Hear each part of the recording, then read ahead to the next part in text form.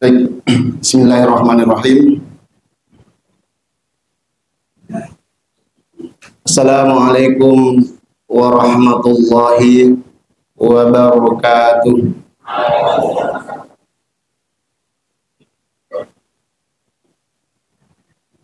Alhamdulillahirabbil alamin. Allahumma shalli wa sallim wa barik ala sayyidina Muhammadin wa ala alihi wa sahbihi ajma'in, amma ba'd. Yang kami hormati ada Direktur LPI Nur Hikmah Ustadz Yusron, kemudian kami hormati pula Manajer Diniyah LPI Nur Hikmah Ustadz Termisi, dan seluruh manajer di LPI Nur Hikmah, dan tak lupa para pimpinan kami serta Ustadz dan Ustadzah dan seluruh karyawan LPI Nur Hikmah yang dirahmati Allah, insyaallah. Alhamdulillahirabbil alamin, kita bersyukur Ustadz dan Ustadzah di siang hari ini. Kalau kata Ustadz Mursalin tadi, enaknya kita itu minum es kelapa. Memang betul ya, siang-siang gini enaknya es kelapa. Tapi yang terpenting adalah di siang ini Allah masih berikan kita kesempatan, Allah masih berikan kita kesehatan, dan Allah masih anugerahkan kepada kita untuk hadir ke sini. Ini merupakan rahmat yang luar biasa. Karena kata Nabi, tidaklah berkumpul suatu kaum yang di dalamnya mengingat tentang Allah kecuali akan dilindungi para malaikat, diturunkan rahmat, bahkan mereka akan dibanggakan di hadapan para malaikat oleh Allah. Untuk itu kita bersyukur sekali di siang ini, walaupun agak panas cuacanya ya, Allah masih berikan itu kepada kita. Salawat dan salam mudah-mudahan kita haturkan selalu kepada junjungan kita Nabi besar Muhammad SAW. Kalau kata Ustadz Marzuki kemarin, mana Ustadz Marzuki? Karena Rasulullah ini yang apabila namanya kita sebutkan kita dapat pahala, namanya kita tulis kita dapat pahala. Adalah nama agung Rasulullah Muhammad sallallahu alaihi wasallam. Makanya yang namanya ada Muhammadnya ini semoga ya termasuk Muhammad Arifin gitu. Baik ustaz-ustaz yang dirahmati Allah Subhanahu wa taala. Mohon maaf, hari ini saya diminta mendapatkan amanah ya. Saya duduk di sini bukan karena saya terbaik dari ustaz-ustazah, tapi karena ini tugas. Jadi kita sebagai guru di sini ya, ketika ditugaskan ya udah sami'na wa ata'na. Insyaallah ini tugas kebaikan, begitu.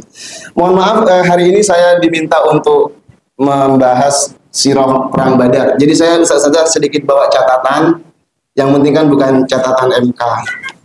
Kata Caimin. Kata Caimin ya, bukan kata saya. Baik ustaz dan ustazah yang dirahmati Allah Subhanahu wa taala. Berbicara tentang perang Badar, saya juga agak bingung nih mau mulai dari mana. Tapi sudah tentu kita tahu bersama ya.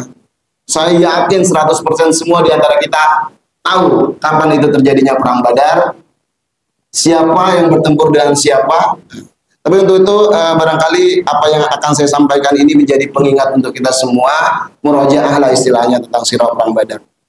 Ustaz dan Ustazah yang dirahmati Allah Subhanahu wa taala, perang Badar ini terjadi di tahun kedua Hijriah, tepatnya banyak. Kalau untuk tanggalnya sejarah banyak berbeda ya, tapi yang masyhur itu adalah di 17 Ramadan. Jadi erat sekali ikatannya antara bulan Ramadan dengan perang Badar ini. Bayangkan ustaz-ustazah lagi lapar, lagi aus, disuruh berperang. Panas lagi, bayangkan, ya kan? Nah, tapi ustaz-ustazah yang dirahmati Allah Subhanahu wa taala, para sahabat Nabi ini tidak peduli itu ya, karena itu adalah panggilan jihad. Nah, untuk memulai ini saya akan sedikit pertama membahas tentang sebab-sebab atau apa sih yang menyebabkan terjadinya perang Badar. Perang Badar ini ustaz dan ustazah yang dirahmati Allah Subhanahu wa taala diawali ya, pertama karena banyaknya harta kaum muslimin yang ketika mereka hijrah dari Mekah ke Madinah itu ditinggalkan, tidak boleh dibawa, ditinggalkan, dan barang-barang itu diambil-ambilin oleh kafir Quraisy dan dijual. Bayangkan rumah-rumah mereka dan barang-barangnya yang ditinggal di Mekah itu diambil dan dijual oleh orang-orang kafir Quraisy. Nah maka kita tahu bahwa perdagangan Mekah itu biasanya kemana? Ke Syam ya. Nah kalau dari Mekah ke Syam atau dari Syam ke Mekah itu biasanya orang-orang Mekah ini melewati Madinah atau lewat dekat-dekat Madinah. Maka terjadilah beberapa pertempuran kecil tujuannya untuk mengambil kembali harta-harta orang-orang muhajirin. Nah khususnya di perang Badar ini. Suatu ketika Rasulullah mendengar bahwa Abu Sufyan ya dan dikisahkan ada 40 orang Mekah yang baru pulang dari Syam ke Mekah dengan membawa 1000 ekor onta. Ahli sejarah mengatakan barang-barang yang dibawa itu bernilai kurang lebih 5.000 dinar emas. Luar biasa ya, fantastis sekali nilainya. Nah, kemudian Rasulullah mendengar ini, akhirnya membuatlah pengumuman, siapa yuk yang mau ikut untuk mengambil harta-harta kaum muslimin. Jadi ini Abu Sufyan ini dan teman-temannya saat pulang dari Syam ini akan dihadang kemudian diambil harta-hartanya untuk mengambil atau menuntut barang-barang kaum muslimin yang dulunya diambil oleh mereka. Nah, Ustaz dan Ustazah, akan tetapi sebelum Nabi Muhammad SAW kemudian mengumpulkan pasukan sehingga terkumpullah 313 sampai 318. Jumlahnya sekitar itu. Ya. Nah, di awal mereka ini sama sekali tidak ada niat untuk berperang. Keluar dari Madinah 313 pasukan ini tidak ada niat untuk berperang. Mereka hanya keluar untuk apa tadi? Untuk mengambil kembali hak-hak mereka, harta-harta mereka yang pernah diambil. Makanya jumlahnya sedikit yang ikut, banyak juga yang nggak ikut, ya seperti itu. Nah, singkat cerita, Abu Sufyan ini karena sudah terjadi sebelumnya ya, terjadi hal-hal demikian, maka Abu Sufyan ini mulai mengintai.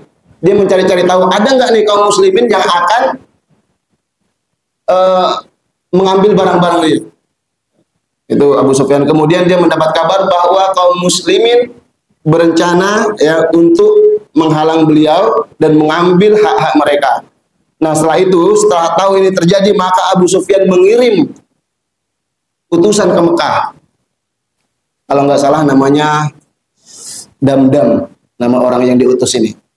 Nah orang ini diutus ke Mekah oleh Abu Sufyan untuk mengatakan bahwa barang-barang mereka akan dirampok oleh Muhammad dan pengikutnya. Panas dong orang-orang Mekah. Nah apalagi si utusan ini, Ustaz dan Ustazah, utusan ini ketika sampai di Mekah apa yang dia lakukan? Dia sobek-sobek bajunya, dia buat badannya itu seakan-akan babak belur itu. Dia katakan apa? Kami sudah diserang oleh Muhammad. Barang-barang kalian, harta-harta kalian diambil oleh Muhammad. Kalau kalian mau silakan kalian. Oh, panas dong kafir Quraisy ini ya. Akhirnya karena itu terjadi, maka Abu Jahal mengumpulkan pasukan. Terkumpullah 1.300 pasukan dari Mekah. Ya. Singkat cerita, berangkatlah mereka dari Mekah, 1.300 pasukan ini. Sampai di jalan, di sisi lain ternyata Abu Sufyan dan pasukannya ini terbebas ya. Dia berhasil menghindar dari pasukan Nabi Muhammad SAW. Saat dia menghindar dan dia lolos, akhirnya dia mengirim surat kembali ke kafir Quraisy, mengirim surat bahwa udahlah kalian pulang aja, barang-barang kalian sudah aman. Seperti itu Ustaz. Nah setelah surat ini sampai ke Abu Jahal dan teman-temannya, maka di antara mereka ada kurang lebih 300 orang yang pulang ke Mekah. Udahlah kita ngapain lagi perang, harta-harta kita aman kok. Nah tapi Abu Jahal dengan congkaknya dan kesombongannya mengatakan, sekali berangkat, sekali keluar rumah kita pantang pulang. Pokoknya kita akan serang Muhammad, kita akan buktikan siapa yang paling kuat. Padahal harta-hartanya udah aman. Saudara sekalian yang dirahmati Allah, maka berangkatlah mereka terus dari pasukan kafir Quraisy ini yang tadinya 1.300 menjadi 1.000 orang. Lalu kemudian yang pasukan muslimin tetap di jumlah 313 orang. Setelah Nabi Muhammad tahu bahwa ada pasukan dari Mekah untuk menyerang pasukan beliau, barulah Nabi Muhammad kemudian merasa wah ini ada yang perlu dirembukan. Karena kenapa? Keluar dari Madinah Rasulullah itu tidak berniat untuk melakukan peperangan. Ya. Lalu kemudian berkumpullah Rasulullah dan para sahabat Ustaz. Berkumpullah di situ meminta pendapat, bagaimana ini pendapat kalian. Nah, di situ ada salah satu pendapat dari sahabat Muhajirin, kalau nggak salah namanya Miqdad. Ya Rasulullah, kata beliau, sesungguhnya kami tidak akan seperti Bani Israel. Kami tidak akan mengatakan apa yang dikatakan Bani Israel kepada Musa. Apa dikatakan Bani Israel? Berangkatlah engkau bersama Tuhanmu dan berperanglah kalian berdua. Tapi kami akan mengatakan, berangkatlah engkau bersama Tuhanmu dan kami akan ikut berperang bersamamu. Bahkan, kata Miqdad, jika engkau masuk ke dalam lubang yang gelap, kami akan ikut ya Rasulullah. Lega Rasulullah. Lalu ditanya, dari bagian Ansor. Karena di perjanjian di Bayatul Aqabah itu, orang Ansor itu kan berjanji akan melindungi Nabi ketika Nabi itu berada di Madinah. Nah, sementara saat ini Nabi sedang berada di luar Madinah, jadi kaum Ansor itu tidak terikat dengan perjanjian itu. Tapi Ustaz, iman sudah mengikat mereka. Maka saat dimintai keterangan, dimintai pendapat salah satu sahabat dari Ansor ini, yaitu Sa'ad bin Mu'az, rahimahullah, semoga Allah merahmati beliau. Dia mengatakan, ya Rasulullah, berangkatlah apa yang Allah perintahkan. Bahkan kata dia, jika engkau hendak menyeberangi lautan, maka kami semua akan ikut kepadamu. Dan tidak ada satupun yang gak ikut di antara kami. Selesai, sudah selesai. Dari 313 pasukan itu, setelah itu, akhirnya sepakat bahwa kita akan hadapi ini kafir Quraisy. Ustaz dan Ustazah yang dirahmati Allah Subhanahu wa Ta'ala, singkat cerita, berangkatlah mereka sehingga di sisi sumur Badr, ya, Badr nama sebuah sumur. Singkat cerita,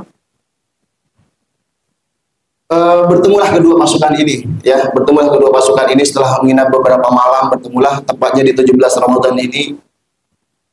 Ada satu orang yang pertama jadi korban, yaitu dari kafir Quraisy. Dia dengan sengaja sombong mendekati kaum muslimin dengan niat, oh saya mau ambil air dekat kaum muslimin. Tapi ternyata, ya, sebelum dia mendekati air itu, kaum muslimin sudah menyerangnya. Nah, setelah itu terjadi perang 3 lawan 3. Ya, jadi sebelum terjadinya peperangan sesama prajurit, terjadi 3 lawan 3. Nah, 3 orang yang maju dari kafir Quraisy pertama adalah tokoh-tokoh mereka. Di sana ada Utbah bin Rabi'ah, Syaibah bin Rabi'ah, dan Walid bin Rabi'ah. Ini satu keluarga, Ustaz. Maju dia ke depan bertiga, lalu mengatakan, hai Muhammad, ayo, mana yang berani lawan kami? Akhirnya maju 3 orang dari Ansor, pemuda-pemuda Ansor maju. Tapi dia bilang, apa, siapa kalian? Kata orang-orang kafir Quraisy, kami tidak ingin melawan kalian, kami tidak ada urusan dengan kalian. Kami ingin melawan orang-orang dari Mekah, yaitu saudara-saudara kami. Akhirnya Nabi mengutus Hamzah lawan, Ali lawan, dan terakhir Ubaidah bin Haris. Jadi 3 sahabat ini yang diminta untuk melawan. Nah, terjadilah peperangan 1 lawan 1, ya. Kalau di Madura itu dikenal dengan carok. Terjadilah peperangan 1 lawan 1. Dikisahkan Ali dengan mudah menebas musuhnya, habis. Hamzah dan mudah. Nah, di sini ada sahabat Ubaidah bin Haris yang kesulitan. Bahkan dalam sejarah dikatakan kaki beliau sempat terputus dan beliau meninggal, tapi beberapa hari setelah perang itu. Sedang saja. Nah, setelah terjadinya perang antara tiga orang ini, ya, maka terjadilah perang besar. Suatu pasukan melawan pasukan yang lain. Bayangkan Ustazah, 313 pasukan melawan 1000 pasukan, itu 1 lawan 3, dan mungkin beberapa orang lawan 4. Nah, di saat itu Rasulullah SAW kemudian berdoa kepada Allah Subhanahu wa Ta'ala, menagih janji-janji. Doa yang cukup masyhur, ya. Apa yang beliau katakan? Umar bin Khattab meriwayatkan, ketika perang sudah mulai berkecamuk, Rasulullah menghadap kiblat, mengangkat tangannya berdoa, Allahumma anjis lima wa'atani, Allahumma ati ma wa'atani, Allahumma in tuhlik hadhihi al-isabah min ahli al-Islam la tu'bad fil ardh. Ya Allah, tolong penuhi janjimu. Ya Allah, berikan janjimu. ya Allah, jika pasukan yang sedikit ini, pasukan ini musnah hari ini, kata Nabi, maka tidak akan ada lagi yang menyembahmu di muka bumi ini. Itu doa Rasulullah SAW. Langsung direspon saja oleh Allah melalui malaikat Jibril. Datang malaikat mewahyukan, A'udzubillahi minasyaitonirrajim, wa iz taghithuna rabbakum fastajaba lakum anni mumiddukum bi'alfin minal malaikati murdifin. Dan ingatlah kata Allah, ketika engkau memohon pertolongan kepada Tuhanmu, fastajaba lakum, maka dipenuhi untuk kalian. Anni mumiddukum bi'alfin minal malaikati murdifin. Sesungguhnya aku akan menurunkan 1000 malaikat yang datang berturut-turut. Datang pertolongan Allah. Ustaz dan ustazah yang dirahmati oleh Allah Subhanahu wa taala. Selain itu Allah juga menyampaikan kepada Rasulullah bahwa Allah akan mendatangkan ketakutan di hati orang-orang kafir. Itu tergambar di surah Al-Anfal ayat 12, Allah tadi ayat 9. Apa kata Allah? Wa yuhi rabbuka ilal malaikati inni ma'akum fathabbitul ladzina amanu sa'ulqi fi qulubil ladzina kafaru ar-ru'ba. Ingatlah ketika Allah berfirman kepada para malaikat, sesungguhnya aku bersamamu, maka kuatkanlah hati-hati kaum muslimin, kata Allah. Sa'ulqi fi qulubil ladzina kafaru ar-ru'ba. Aku akan masukkan di hati orang-orang kafir itu rasa takut. Ustaz dan ustazah, mau seberapa banyak pun orang, ya, kalau sudah di hatinya Allah kasih rasa takut, tidak ada keberanian, maka nggak ada apa-apanya. Maka jumlah yang 1000 tadi Allah sudah masukkan di hati mereka was-was, gelisah, takut. Sementara orang-orang muslim ini karena dia udah ada janji dari Allah, bismillah, oke gas gitu kira-kira ya, serang terus, ya serang. Sehingga apa yang terjadi, kemenangan pun datang ustaz dan ustazah yang dirahmati Allah Subhanahu wa taala. Kemenangan datang, bahkan beberapa tokoh-tokoh kafir Quraisy yang saat itu jadi korban tewas. Abu Jahal tewas saat perang Badar. Utbah tadi dia. Kemudian satu lagi Umayyah bin Khalaf tewas saat perang Badar. Sehingga dikatakan jumlah dari kaum muslimin hanya berjumlah kurang lebih 14 orang yang gugur. Ya. Sementara kafir Quraisy ada 70 orang yang gugur dan 70 orang ditawan. Sisanya kabur, pecah kemana-mana, ketakutan. Bahkan dikatakan ada yang lucu di kisah ini. Ada satu iblis yang ternyata ikut perang di situ. Dia menyamar sebagai Suraqah bin Malik. Ya, dari saking takutnya iblis ini saat para malaikat itu turun, dia lari terbirit-birit sampai ke Laut Merah dan dia nyebur ke lautan. Dari saking takutnya iblis. Ustaz dan ustazah yang dirahmati Allah, maka kemenangan saat itu dipegang oleh kaum muslimin. Nah, ada kisah yang menarik. Di situ ada 2 tokoh kafir yang luar biasa, yaitu Abu Jahal dan Umayyah. Nah, kali ini sedikit di akhir ini saya kisahkan bagaimana tewasnya Umayyah bin Khalaf. Ustaz dan ustazah, tewasnya Umayyah bin Khalaf ini sebenarnya dimulai dari jauh sebelum terjadinya perang Badar. Saat itu ada sahabat Nabi dari Ansor namanya Sa'ad bin Mu'az, ya kita tahu beliau luar biasa, sahabat yang mulia sekali. Nah, saat beliau udah masuk Islam, beliau ini ternyata sahabat dekat dengan Umayyah bin Khalaf. Jadi ketika saat ini main ke Mekah, dia nginep di rumahnya Umayyah. Ketika Umayyah ini ke Madinah, dia nginep di rumahnya Sa'ad. Nah, suatu ketika Sa'ad ini pengen berkunjung ke Mekah, ya pengen tawaf keliling Ka'bah. Dia sudah masuk Islam. Sementara Umayyah ini kan masih kafir. Lalu saat itu karena di Mekah itu kelompoknya orang-orang kafir, di Mekah itu dipegang orang kafir, maka saat ini minta jaminan kepada Umayyah. Aku ini kan sahabatmu, jamilah keselamatanku, aku mau tawaf. Oke, ayo. Lalu ditemanilah saat bin Mu'az temenin tawaf. Kemudian apa yang terjadi? Tiba-tiba datang Abu Jahal. Abu Jahal kaget, siapa itu? Dia nanya.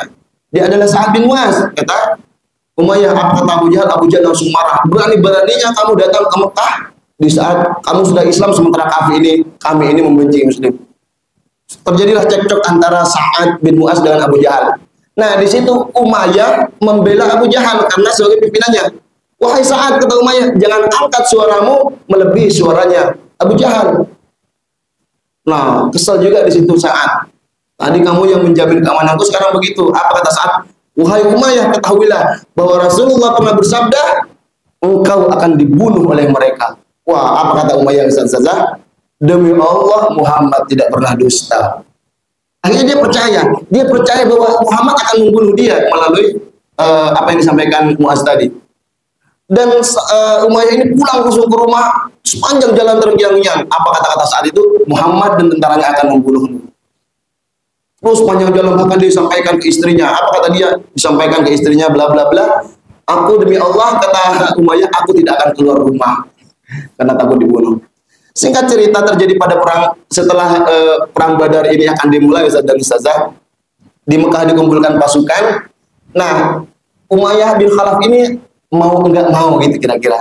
Dia mau keluar, tapi dia juga teringat dengan kata-kata yang saat jangan-jangan ini jadi akhir hidup saya nih perang. Akhirnya dia, karena dia pemimpin pasukan ya, dia tokoh gitu ya, dia gengsi dong. Kita tahu bahwa salah satu karakternya orang-orang Arab saat itu gengsi dengan apa namanya, dan anak buahnya dia pokoknya nggak mau dipandang rendah. Nah akhirnya dia katakan ke istrinya, percayalah, aku akan ikut berperang, tapi nanti aku akan pulang, aku akan diam-diam menyelinap. Dan ikutlah dia berperang Umayyah ini sedang saja. Di perjalanan, saat istirahat, mereka istirahat semua, lalu kemudian Umayyah ini istirahat paling belakang, dikisahkan seperti itu. Lalu Abu Jahal minta, wahai Umayyah, ayo berangkat. Kata Umayyah, enggak. Kira-kira begitu. Lalu apa yang dilakukan Abu Jahal? Abu Jahal ambil wangi-wangian yang dibakar, wangi-wangian, tapi wangi-wangian itu yang khusus wanita gitu. Kira-kira parfum cewek dikasih nih, kamu pantas pakai ini nih. Berarti itu apa maksudnya? Direndahkan dia Abu Jahal, kamu penakut sekali nih, pakai aja parfum cewek kalau kamu nggak mau ikut perang. Kira-kira gitu. Wah gengsi dong, nggak mau saya, udah berangkat. Berangkat dia saudara-saudara. Tapi sepanjang perjalanan Umayyah ini selalu dihantui dengan kata-katanya Sa'ad, bahwa dia akan dibunuh oleh Muhammad dan tentaranya. Nah, di peperangan Ustazah, Umayyah bin Khalaf ini, setelah kaum kafir Quraisy udah mulai kalah berpencar, Umayyah ini melihat Abdurrahman bin Auf, dipanggillah dengan nama dulu di Mekah gitu ya, tolong tawan saya, kamu tahu kan saya ini orang kaya, kamu bisa minta apa aja. Nah saat itu Abdurrahman bin Auf sedang memegang banyak pedang, tameng gitu ya, mau harta yang sudah kumpulkan. Karena melihat Umayyah, dia lempar itu semua. Wah ini nih lebih mahal ini harganya Umayyah. Diambil Umayyah. Akhirnya Umayyah itu berada dalam perlindungan siapa? Abdurrahman bin Auf. Singkat cerita, dilindungilah Umayyah. Tiba-tiba datang Bilal bin Rabah melihat. Ustaz tahu hubungan Bilal bin Rabah dengan Umayyah? Umayyah adalah majikannya Bilal bin Rabah yang dulu menyiksa, menyeret, apalagi. Pokoknya itulah. Nah, Umayyah ini Ustaz dan Ustazah kelihatan oleh Bilal. Apa kata Bilal? Wahai kaum muslimin, itulah Umayyah. Kalau dia hidup maka saya nggak akan bisa hidup, kata Bilal. Akhirnya kumpullah semua kaum muslimin untuk nyerang Umayyah, tapi apa kata Abdurrahman? Wahai Bilal, jangan. Ini tawananku. Ini tawananku. Enggak, dia dulu nyiksa. Nah, dikatakan oleh Bilal, dia dulu nyiksa saya, ini saya, dia dulu. Akhirnya apa yang terjadi? Kaum muslimin nyerang Umayyah, Ustaz. Ada muhajirin, ada ansor, termasuk Bilal juga. Bayangkan Bilal yang dulu disiksa sama dia, sekarang Bilal berhasil membunuh dia gitu. Kira-kira puas gitu. Nah, akhirnya saudara-saudara yang dirahmati Allah, terbunuhlah Umayyah. Kalau dalam kisah versi berbeda saya baca, dari saking Abdurrahman bin Auf itu pengen ngelindungin tahanannya, dia bilang, wahai Umayyah, terlentanglah engkau. Terlentang Umayyah di tanah dan Abdurrahman terlentang di atasnya, biar nggak kena tusuk dari atas gitu. Tapi apa? Bilal melakukan tusukan dari samping dengan sahabat-sahabat yang lain, sehingga Umayyah ini wafat. Gugur, tewas. Tewas dari mati Allah Subhanahu Wa Taala. Apa kata Abdurrahman kepada Bilal? Wahai Bilal, semoga Allah merahmatimu. Sekarang pedangku sudah habis, tahananku udah nggak ada. Kira-kira itu. Ya ada sedikit penyesalan dari Abdurrahman bin Auf. Tapi ya ini gimana lagi? Bilal menemukan Umayyah ini luar biasa. Musuh Islam ini, pokoknya levelnya sedikit di bawah Abu Jahal.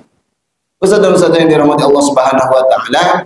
Nah itu potongan kisah dari wafatnya Umayyah. Ada juga kisah dari wafatnya Abu Jahal, tapi karena waktu kita cukup ya, kita melebihi waktu, mohon maaf. Jadi intinya perang Badar ini adalah peperangan yang luar biasa. Dengannya Islam itu semakin kuat dan dengannya kaum kafir itu semakin merasa terhina. Ya, dengannya Islam itu semakin terkenal di Jazirah Arab. Wah, orang Islam ini hebat-hebat dan pokoknya dibangga-banggakan. Sementara orang kafir udah mulai menahan malu, mereka hancur, mereka berantakan, tokoh-tokohnya habis. Hanya tersisa Abu Sufyan karena saat itu beliau tidak ikut berperang. Baik Ustaz dan Ustaz yang dirahmati Allah, mungkin itu saja dari kami. Kurang lebihnya mohon maaf apabila ada salah. Itu datangnya dari saya. Semoga jika ada kebaikan bisa kita ambil sebagai pelajaran. Kurang lebihnya saya mohon maaf. Wassalamualaikum warahmatullahi wabarakatuh.